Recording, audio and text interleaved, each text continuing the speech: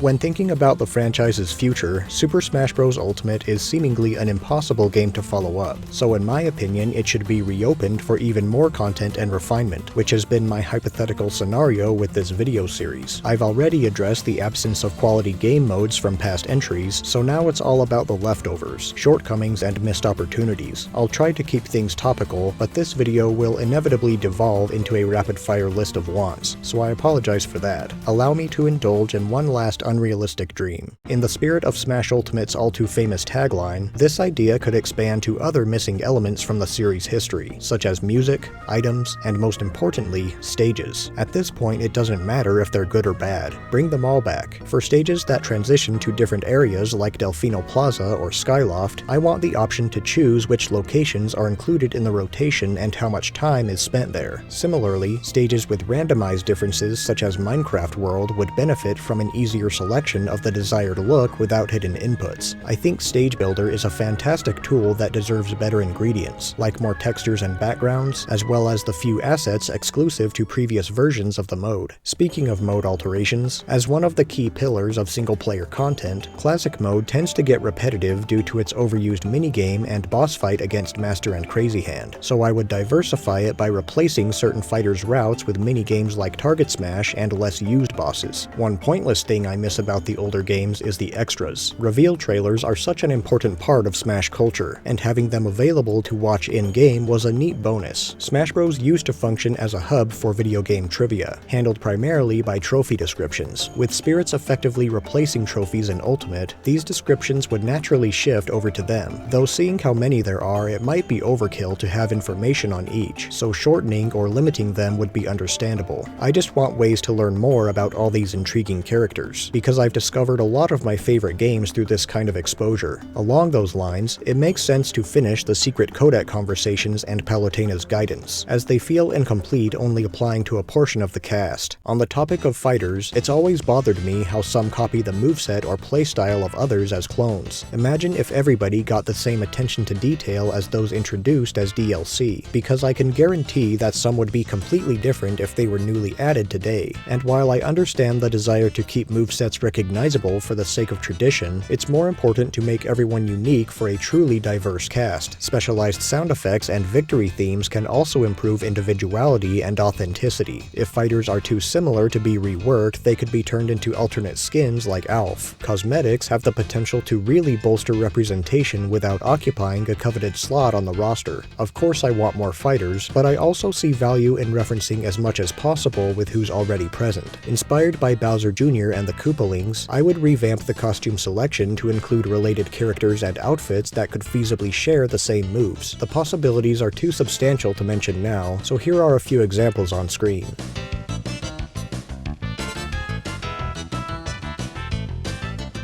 Nintendo's track record with online play has been nothing short of abysmal, and Smash has suffered too long because of it. Many modern fighting games have converted to rollback netcode, which essentially guesses inputs during poor connection in an attempt to keep gameplay smooth. I'm not educated enough on the technical side to suggest this as a definitive solution, but I do know that it's endlessly frustrating dealing with lag and input delay, and it's a problem that legitimately needs fixing. I spend a lot of time in arenas, and I've always wanted the ability to switch my character and stage without being kicked out of line. Depending on how the arena was set up, the game will randomly pick from the stages players have selected, making it hard to predict. That knowledge influences which fighters I prefer to use, so an indication as to whose stage will be next would be appreciated. Throwing the competitive scene a bone, I wish for a better training mode, with visualized hitboxes, frame data, etc. Ultimate incorporates a controversial buffer system which prioritizes certain recent inputs over others regardless of the order they were performed. It's a complicated subject, but basically this new system prioritizes what's called a short hop aerial over generally preferable actions and messes up C-stick functionality compared to how it used to work. Not everyone agrees that it's an issue, but there's no harm in an option disabling short hop aerials and a patch for C-stick buffering. One casual balance issue I've noticed is how assist trophies and Pokeballs seem to spawn more often than other items, which matters when they are comparatively more devastating to deal with. They tend to overrule any match they are in, so I would have them be less frequent and make it so that specific trophies and Pokemon can be turned on and off like regular items. This also applies to stage hazards, which is currently limited to a simple binary option.